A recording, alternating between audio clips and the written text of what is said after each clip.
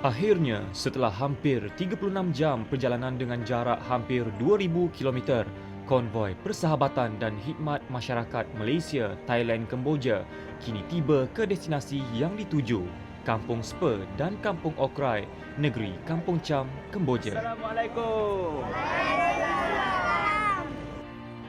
Bersyukur yang teramat sangat kerana sepanjang perjalanan ini tiada sebarang insiden yang tidak diingini berlaku walaupun kami terpaksa berhadapan dengan pelbagai situasi sukar dengan keadaan jalan yang tidak sekata dan berlubang-lubang ditambah lagi dengan cuaca yang tidak menentu.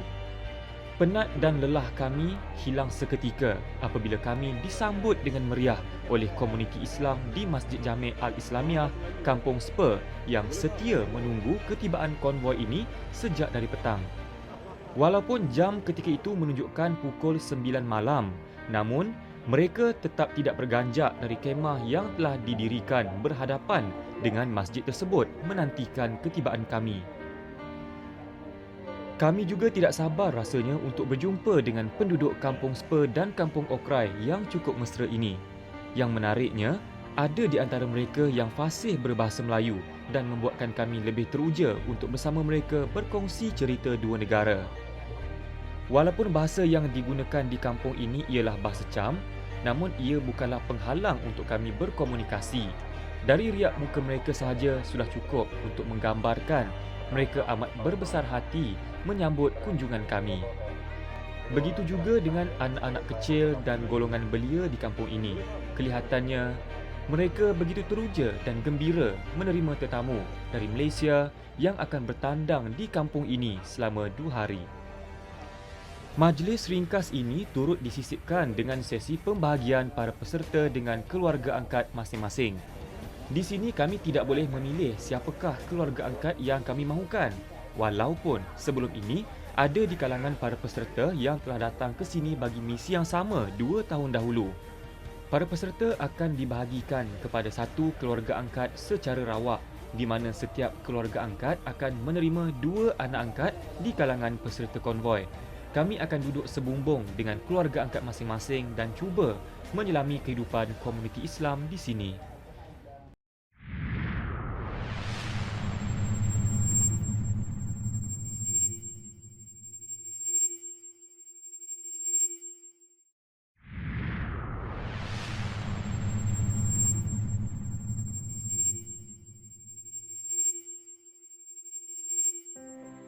Sambutan Hari Raya Aidiladha dipenuhi dengan pelbagai aktiviti yang telah diatur oleh Exco Majlis Belia Negeri Perlis bagi mengerat dan memperkukuh hubungan antara para peserta dan penduduk kampung. Selesai tazkirah diberikan selepas solat fardu subuh, kami semua terus bersiap sedia untuk menunaikan solat sunat Aidiladha di Masjid Jami' Al-Islamiah Kampung Spe bersama dengan hampir 500 orang jemaah yang hadir ketika itu. Kata orang, takbir raya di negara luar agak berbeza dengan di Malaysia. Namun, di sini ia tidaklah jauh bezanya.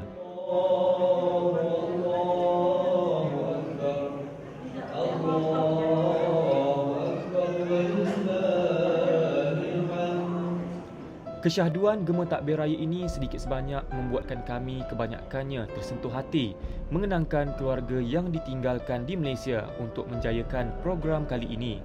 Namun, inilah pengorbanan yang harus dilakukan oleh kesemua 82 orang peserta konvoi khususnya para belia dalam menyahut saranan ke arah Komuniti ASEAN 2015. Tanggal 5 Oktober 2014 bersamaan 10 Zulhijjah 1435 Hijrah, sambutan Hari Raya Aidiladha disambut sederhana tetapi meriah bersama dengan penduduk kampung Spe dan kampung Okrai. Dapat kami lihat di sini, anak-anak kecil kampung ini memenuhi segenap ruang di kawasan masjid untuk bersama menyaksikan ibadah korban yang akan dilakukan. Program ibadah korban sebagaimana yang telah disumbangkan oleh rakyat Malaysia kepada penduduk-penduduk di kampung Spe dan juga seluruhnya di Kemboja ini menerusi program korban dan akikah yang telah pun kita laksanakan selama 3 tahun. Alhamdulillah pada tahun ini kita menerusi program kita ini kita mendapat 27 ekor yang kita sumbangkan menerusi pejabat mufti Kemboja. Kemudian sepanjang program ini juga kita akan melaksanakan program pemeriksaan kesihatan secara percuma, yang mana petang nanti insya-Allah penduduk kampung akan datang untuk meriksa kesihatan mereka. Dan untuk kanak-kanak kita akan mengadakan sukan nikah bagi menggembirakan mereka di hari Lebaran pada hari ini. Dan peserta juga akan kita mengimarahkan program silaturahim ini dengan menziarahi keluarga-keluarga angkat. Bagi Imam Besar Masjid Jami' Al-Islamiyah Kampung Spa yang juga merangkap sebagai Ketua Komuniti Islam di sini, beliau menyifatkan kunjungan delegasi dari Malaysia ini umpama satu rahmat dari Allah Subhanahu Wa Taala. Kita bergembira dan saya berbangga dengan rombongan belia Perlis Malaysia ini. Pasal ada yang khususnya ialah meringankan beban umat Islam di Kemboja, khususnya di Kampung Spa, Kampung Cham. Bermaknanya orang Islam di sini ribuan terima kasih kepada rombongan belia Perlis di atas sumbangan dan pengorbanan jasa-jasa yang tidak terhingga nilai-nilainya. Dan itulah saya sebagai imam besar di Masjid Jami' Al-Islamiyah Kampung Spa ini, saya menghulurkan ribuan terima kasih dan seterusnya kepada rakyat-rakyat, yakni seluruh Malaysia akan datang di sini lagi, yakni harapan kami di sinilah. Walaupun taraf kehidupan sedikit berbeza, namun kami amat bersyukur kerana dapat disatukan dengan perasaan yang sama, iaitu perasaan kasih dan sayang.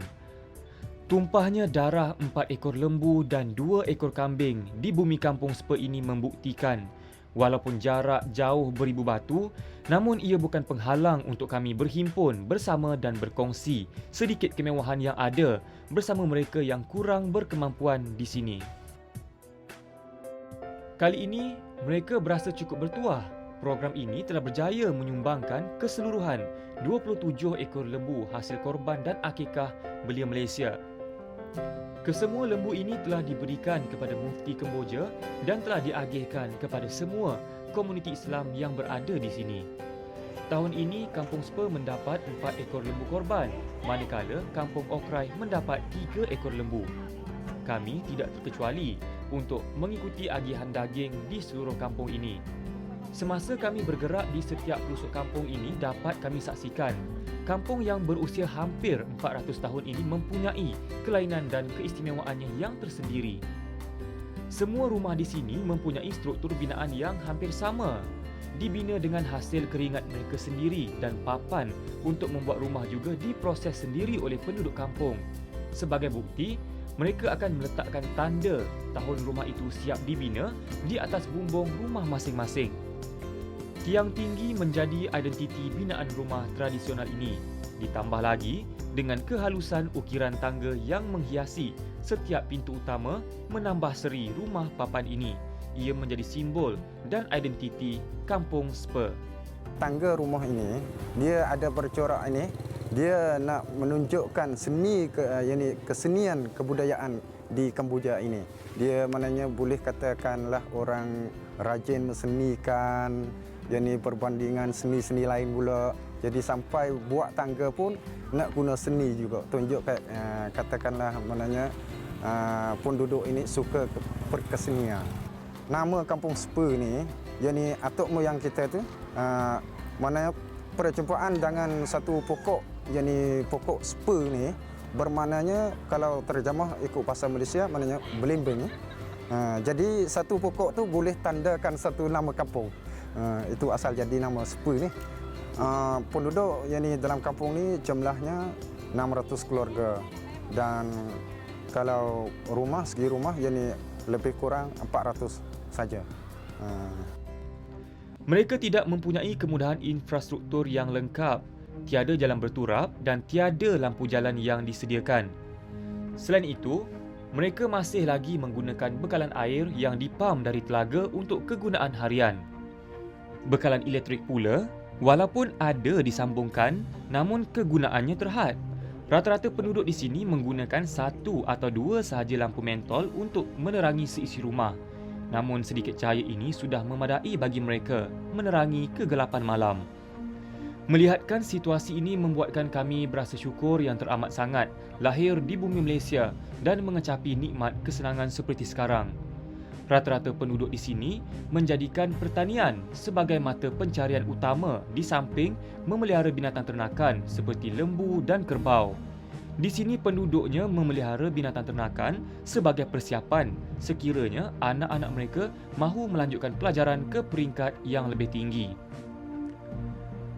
Selesai sahaja agihan daging kepada seluruh penduduk kampung, kami beralih ke aktiviti seterusnya. Banyak lagi aktiviti telah direncanakan khas untuk segenap lapisan penduduk kampung di sini. Bagi golongan dewasa, satu sesi pemeriksaan kesihatan telah dilakukan oleh pegawai perubatan yang turut serta dalam konvoi kali ini, iaitu Dr. Muhammad Tajuddin Syafi'i.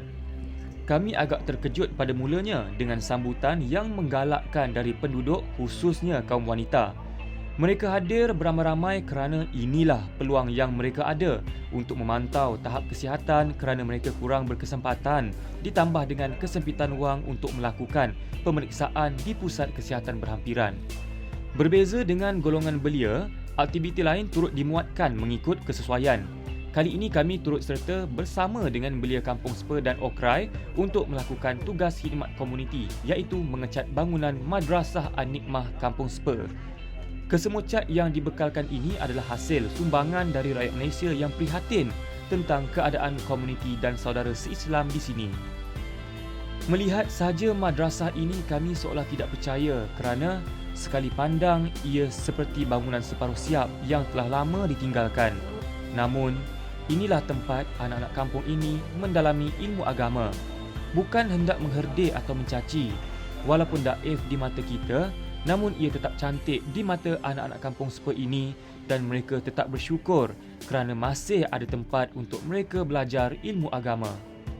Sebelum diberi nama Madrasah An-Nikmah ni, sekolah ni dulu nama dia Ihyauddin, dan hasil pembinaan sekolah itu adalah daripada ataupun istilah yang diberi adalah beras genggam ataupun dana yang dikumpul ataupun dikolek daripada orang-orang kampung dalam satu minggu tu lebih kurang 50 sen setiap rumah. Dan pada waktu itulah sekolah ini pun ditubuhkan sehari demi sehari, dan dalam penubuhan itu juga sumbangan daripada luar seperti dari Malaysia. Kalau nak dibandingkan dengan sekolah-sekolah yang ada di Malaysia tu, jauh lah, saya rasa jauh. Apa yang saya pernah alami di Malaysia dengan saya pernah alami di sini, jauh. Tapi walaupun jauh macam tu, semangat yang ada untuk memajukan sekolah ini dan orang-orang kampung ni, maknanya insya-Allah lah akan mencapai target di masa-masa akan datang. Cuma saya berharap semangat yang ada sekarang ni janganlah padam gitu saja.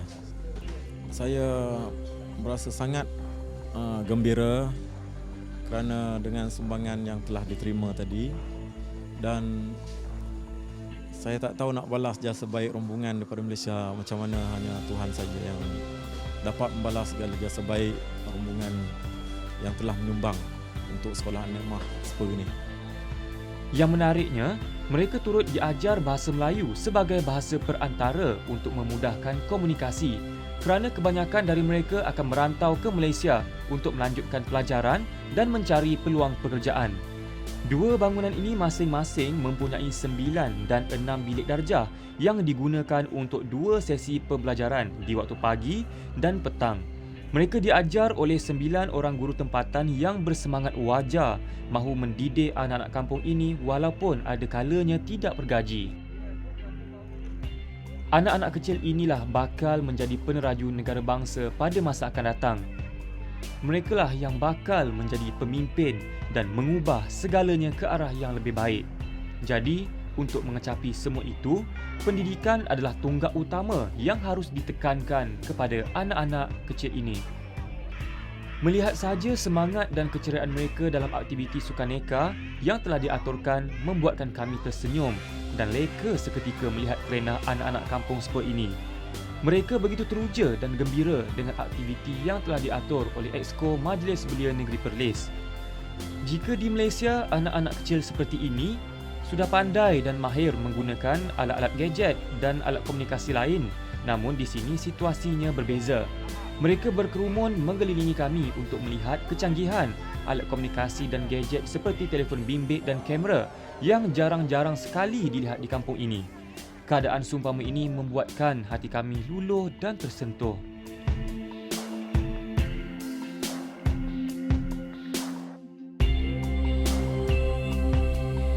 Pengalaman tu memang tak dapat dilupakan lah, sebab saya sendiri memang ada soft spot untuk budak-budak.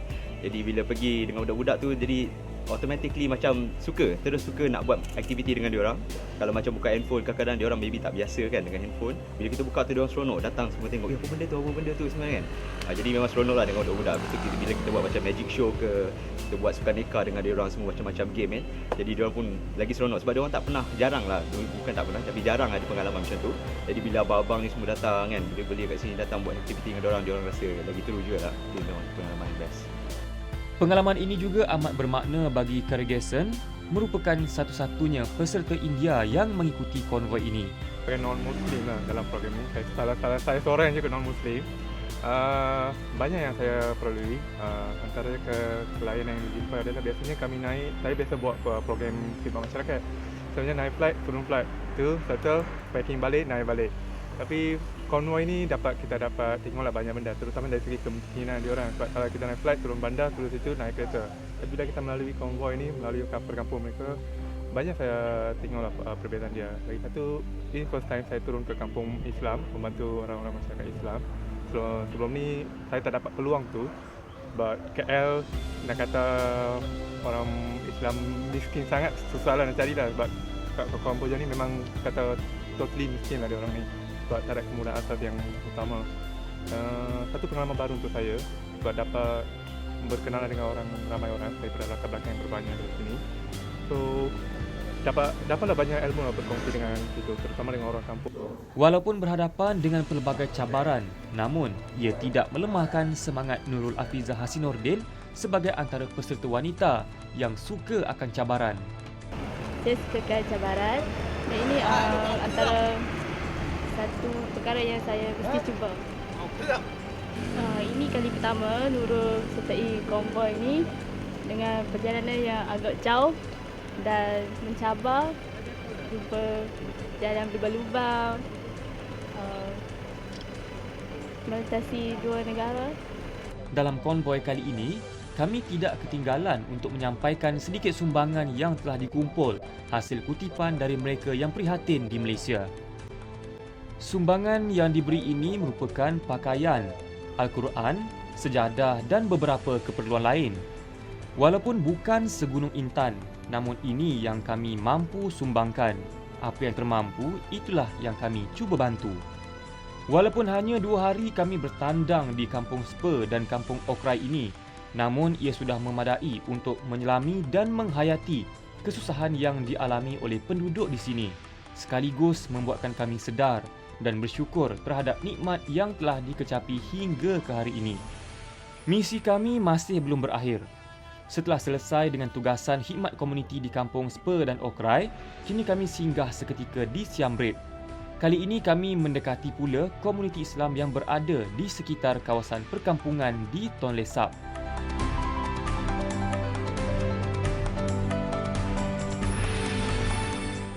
Bertempat di Madrasah Al-Rafi'ah Tonle Sap, kami diiringi oleh Majlis Belia Kemboja untuk memberikan sedikit sumbangan kepada 50 keluarga yang kurang berkemampuan di sini. Antara yang disumbangkan ialah keperluan harian seperti beras, susu dan gula.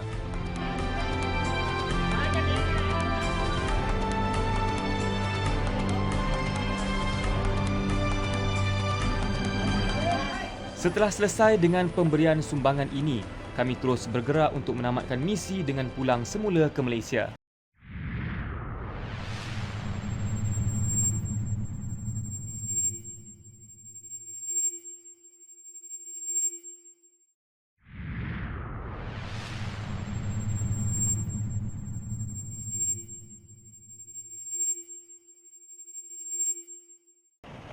Kami amat berbesar hati kerana ketibaan kami di Muzium Kota Kayang Perlis disambut sendiri oleh Raja Muda Perlis, Duli Yang Teramat Mulia Tuanku Said Faizuddin Putra Ibni Tuanku Said Sirajuddin Jamalul Lail yang mencemar duli menyambut ketibaan kami.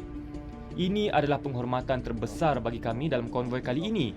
Para peserta, petugas media dan marshal turut diberi penghargaan setelah 10 hari menjelajah dan menempuh pelbagai cabaran dan kesukaran.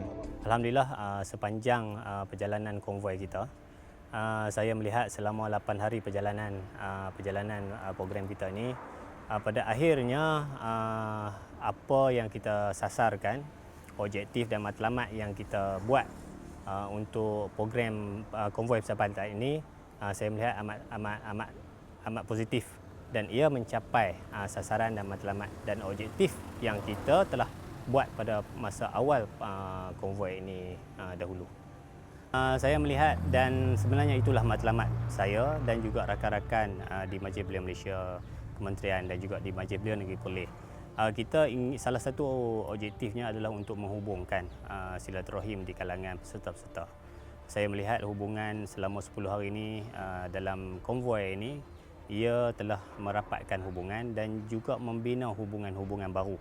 Terutama sekali di kalangan rakan-rakan media sendiri, tidak lupa juga di kalangan kelab-kelab 4x4, urus tiap program dan juga sukarelawan-sukarelawan yang kita bawa. Program ini jelas telah mencapai objektif yang telah ditetapkan dan diharap hubungan yang terjalin antara tiga negara ini akan terus kukuh pada masa akan datang. Konvoi persahabatan dan khidmat masyarakat Malaysia, Thailand, Kemboja adalah jambatan yang menghubungkan belia Malaysia dengan masyarakat di rantau ASEAN khususnya dalam menyahut seruan ke arah Komuniti ASEAN 2015.